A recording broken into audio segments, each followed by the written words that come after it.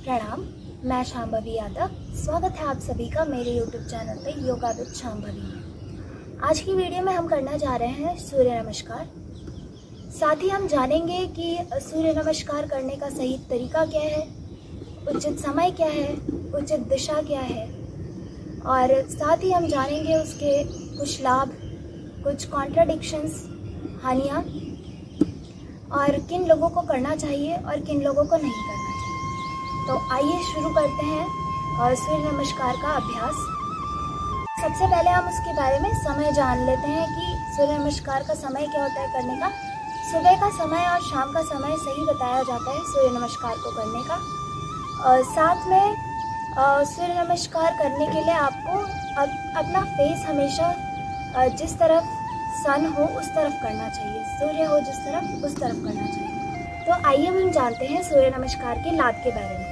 ये आपके जॉइंट्स के लिए अच्छा होता है, डाइजेस्टिव सिस्टम के लिए अच्छा होता है, कंट्रोल करता है डायबिटीज़ को, ब्लड सर्कुलेशन अच्छा करता है, साथ ही आपकी लंग्स कैपेसिटी को बढ़ाता है और हेयर लॉस प्रिवेंट करता है, वेट लॉस में हेल्प करता है आपके, और साथ ही आपके स्ट्रेस और एंजाइटी को रिड्यूस करता है। आइए हम जानते हैं सूर्य नमस्कार किन लोगों को नहीं करना चाहिए। सूर्य नमस्कार उन लोगों को नहीं करना चाहिए जिनको हाई ब्लड प्रेशर का प्रॉब्लम रहता है, हार्ट रिलेटेड कोई प्रॉब्लम रहता है, रिस्ट इंजरी रहती है, बैक पेन रहता है, सर्वाइकल रहता है, स्पॉन्डिलाइटिस रहता है। इन लोगों को यह प्रयास नहीं करना चाहिए। तो आइए शुरू करते हैं सूर्य नमस्कार का अभ्यास। पहले मैट के आरंभ में दोनों पैरों को मिलाते हुए सीधे खड़े हो जाएं। श्वास भरते हुए हाथों को शरीर के बगल से उठाते हुए दोनों हाथों को जोड़ते हुए श्वास बाहर छोड़ते हुए हृदय चक्र के पास रखें। इसे प्रणाम आसन कहा जाता है। फिर श्वास भरते हुए हाथों को ऊपर उठाएं और थोड़ा सा पीछे की ओर झुकें या थोरैसिक या अपर बैक से यथासंभव पीछे मुड़ें। इसे हस्तोत्थान आसन कहा जाता है। हस्तोत्थान आसन के बाद पादहस्तासन में आने के लिए हाथों को ऊपर रखते हुए शरीर को सीधा करें और फिर श्वास बाहर छोड़ते हुए अपने कमर से या लोअर बैक से आगे की तरफ झुकें। ध्यान रखें कि आपके घुटने व पैर सीधे हों। पादहस्तासन के बाद अश्व संचालन। इसके लिए श्वास लेते हुए बाएं यानी राइट पैर को पीछे सीधा रखते हुए दाएं यानी लेफ्ट पैर को घुटनों से मोड़ते हुए छाती या चेस्ट से लगाएं। ध्यान रखें आपका लेफ्ट पैर और जमीन से 90 डिग्री का एंगल बनता हो और दोनों हाथों को जमीन पर इस प्रकार रखें कि आपके दोनों पैरों के बीच आपका दायां पैर रहे। फिर सांस लेते हुए दाएं पैर को भी पीछे की ओर ले जाएं और शरीर को एक सीध में रखें और हाथों पर जोर देकर इस अवस्था में रहें। इसे दंडासन कहा जाता है। आपका शरीर इसमें किसी डंडे की भांति सीधा रहता है। ध्यान रखें कमर को ऊपर या नीचे की ओर ना झुकाएं।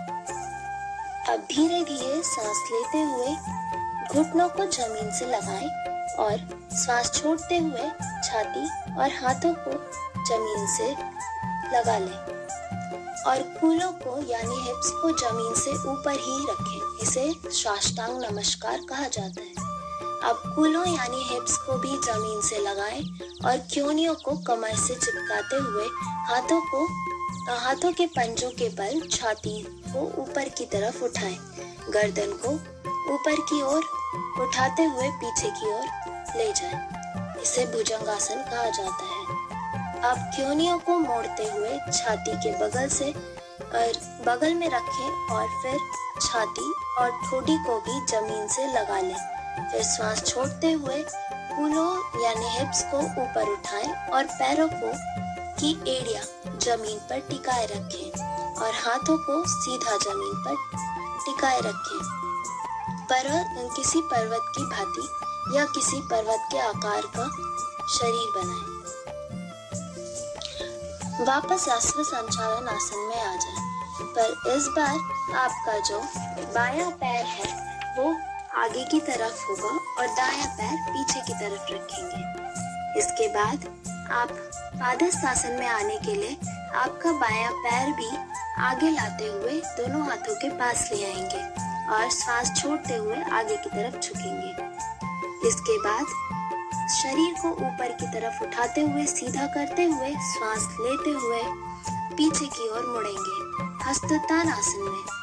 वापस शरीर को सीधा करेंगे और दोनों हाथों को जोड़ते हुए प्रणामासन में आ जाएंगे। अगर आपको मेरी ये वीडियो अच्छी लगी हो तो please like, share and subscribe to my channel.